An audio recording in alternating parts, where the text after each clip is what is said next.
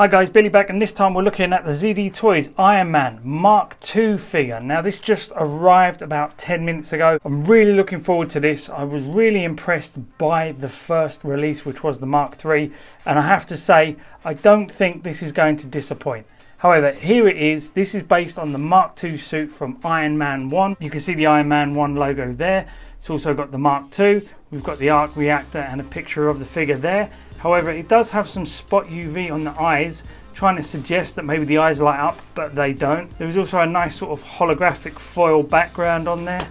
Turn it to the side, we've got Mark II with this nice sort of pixelated foil design just there.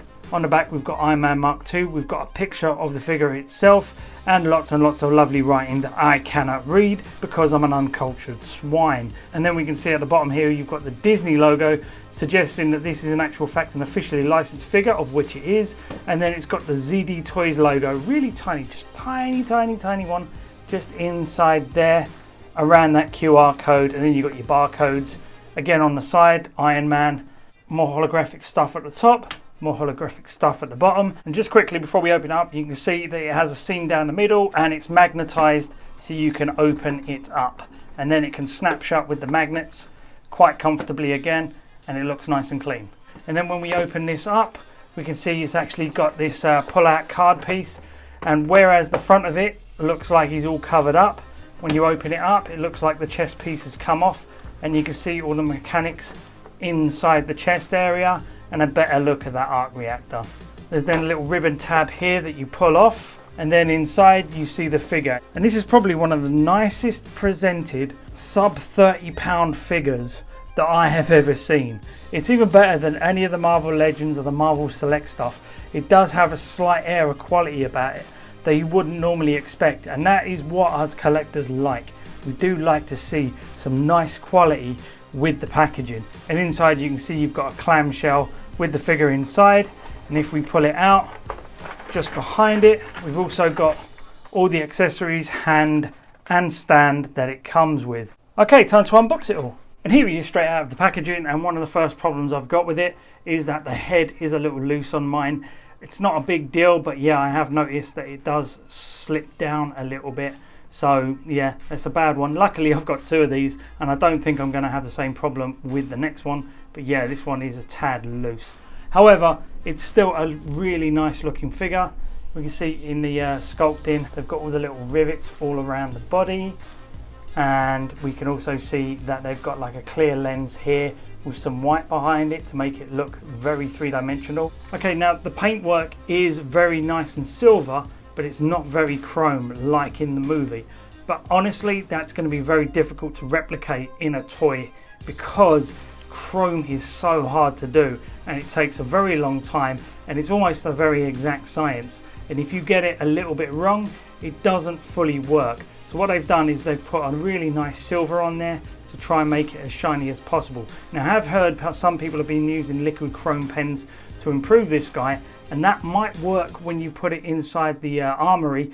It will not really work when you're actually posing this guy up because bits rub off each other, so you're probably going to rub that pen work off of the body. But it is a nice idea if you're going to use this guy in a Hall of Armor, and that's the way you're going to pose him. But coming in, we can see there's some really nice rivet work inside the chest. You can see the nice clear translucent piece inside the arc reactor there. Very good.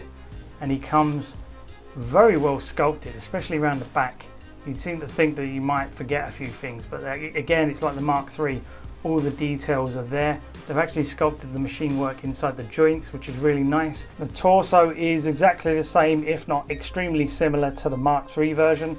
But we can see sometimes the silver really helps with the details, and sometimes it hides some.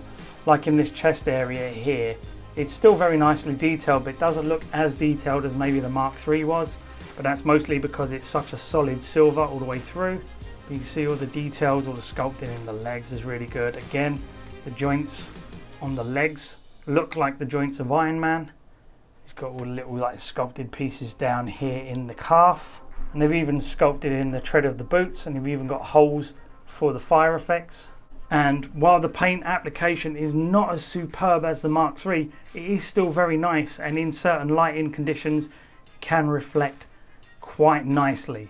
However, without a true chrome, it is a little bit inaccurate. Again, like the Mark III, on the back you can see he does have his flaps, and they do have the detail inside, which is really nice. Would have been nice if we'd been able to get these flaps to lift up as well. However, I can understand why they didn't. They're just sculpted in there. And the majority of the figure looks really good. There is some sort of paint imperfections and some mold lines inside the edges of the thighs there. And there is a sort of seam line up in the helmet here. But it's not too bad, honestly. It still looks really good, especially for the price. This is priced at the same as a Marvel Legend figure, and it's way better painted than any Marvel Legend I've ever seen. Now, there was a rumour that the arc reactor was going to light up on the Mark II. However, that is not the case now. It does not seem to have any light up features. So I don't know if ZD Toys were prototyping a light up feature and it never made it to production, or if they're actually making a separate, different version of this guy with a light up feature, but it might not have as much articulation. Who knows? But yeah, if you were expecting this thing to light up, sadly, it's not going to do that. But speaking of articulation, you can see the head looks up about that high, looks down about that much. It can turn left and right pretty good. It can still do a 360 if you really want. However, there is some rubbing on the neck. When you are turning it, it does get in the way a little bit. There is not much of a tilt left or right on it. Come down into the upper body, you can see that the shoulders do have a pop-out feature to bring these shoulders out, with a little bit of a butterfly joint in there now. The shoulders go up. It can do a T-pose. The arms can come all the way around like that. There is bicep swivel. These are double jointed arms, so they can bend in more than 90 degrees. These hands are on a ball joint, so they move up and down and spin all the way around. The torso also has a pop-out joint. You can pull that up and bring it forward a little bit and quite far back. However, it does show a little bit of a ugly gap there, but that's not so much of a big deal. And if you push it down, you still get some tilt left and right, but there isn't much in the way of forward and back. There is no articulation in the waist. These leg pieces can drop down, so they can come out quite far. You can even turn this around and get it up about that far. There is thigh swivel. There is a double bend in the knees. You can see all that lovely sculpting inside the knee there. There is no articulation in the calf area, but there is ankle pivot forward and back. It's an okay amount. It's not a massive amount, but you know, there's enough there to get some nice poses done. And that thigh joint can make these legs spin all the way around. However, if you want to hide the joints in the leg a little bit, you can push this back up and make it look a little bit more seamless. And I really like the details inside here. Some really nice work going on. Looks really good, quite movie accurate. It actually does show up a lot more than in the Mark III. So yeah, they get brownie points for that. Okay, looking at the accessories, we can see he comes with a load of hands. These are the repulsor effect hands with a hole in for these fire effects. And again, the fire effects are really nice looking, and they just pour into the hand like that to give it a really nice sort of blast effect. They also fit into the bottom of the feet to give him a sort of flying effect. You also got non-ported hands, so you can actually see the white of the arc reactor in there if you don't want to have the fire effects attached, which is nice and makes it more screen accurate. You can see the ports are different for the repulsor effects and the more relaxed hands. Some really nice detail inside the fingers there. It's very nicely sculpted. It looks really good, and some people have been sort of saying, well, it's kind of like a Hot Toy. It's not as detailed as that, but it is still very nicely detailed for a 1/10 scale figure. And he also comes with a stand, and you can see the logo is very much catered to this chrome Mark II, because the Iron Man logo is silver, whereas on the Mark III it's gold.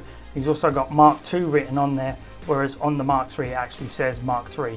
So I really like the fact that they've actually catered this stand to this specific figure. It's really nice. And here is one of the arms that goes onto the stand here.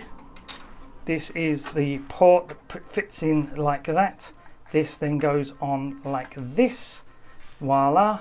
And then you've got a choice. You can put the crotch grabber on for more flight poses, just here, and then take these two arms off and put them on here. Or you can just take this off completely, put this on like that. You can use it to have him in flight poses vertically rather than horizontally, which is what I think this really helps with. Okay, and here he is in a flight pose. I really like what ZD Toys are doing with this 1/10 scale Iron Man collection. They already blew me away with the Mark III, which was superb, from the paint application to the improvements to articulation that they put in to actually make it a much more accessible and enjoyable figure to play around with. They've gone and even done a great job with the Mark II. I am slightly disappointed that the chrome isn't as shiny as I would have liked. However, I do understand that that would have been very difficult to do in this scale at this price point. So I think they've done a really good job with the silver that they've actually put on this guy. You can see the light reflecting off it, and I'm really looking forward to seeing how they do the Mark V, which is one of my favorite armors. I cannot wait to see what they achieve with that. Just to finish off, I'm going to show you that this guy comes with an extra accessory that you would not expect, and it's actually for the Mark III, because they've actually given you new shoulder armor for the Mark III, because the original armor was a little bit small and it did shrink down a little bit, and it did look like it didn't fit the shoulder very nicely when it was inside the Hall of Armor. However, you can see that they've actually added a little bit more of the armor here than here, so that when you put it on the figure and he's standing straight and nice, it covers up the ball joint on the shoulder a little bit more.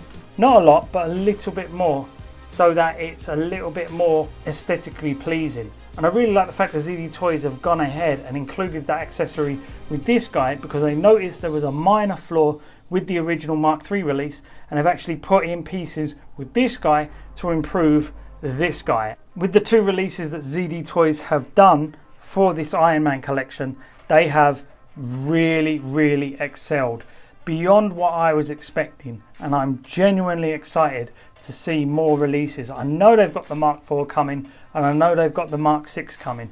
It won't be long before they announce the Mark I, 5 and 7. And here he is inside the Hall of Armor. You can see that the light just shines down on the suit itself.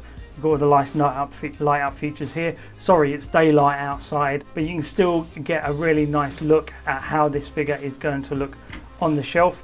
And I have to say, when you're going to get all of these guys all standing next to each other in Hall of Armors, they're going to look very impressive. Way more impressive, in fact, than the little miniature Hot Toys Hall of Armors that they did recently. It's going to look way better than that. Do yourself a favour, if you haven't jumped in on this range yet, do so, because I promise you, when these start selling out and this guy goes and this guy goes, and they start releasing the 4, the 6, the 7, people are going to be looking for him, and they're not going to be able to find him unless somebody decides to knock these off. In that case, you're not going to be getting as good a quality as you would expect, and you're probably going to be paying the same price. Okay guys, hope you enjoyed the video. Like and subscribe. If you do me a favour now, if you get the word of my cave, I'm going to unbox another one of these Hall of Armors. I'm going to put this guy in, and they're going to look awesome next to each other. Bye bye guys.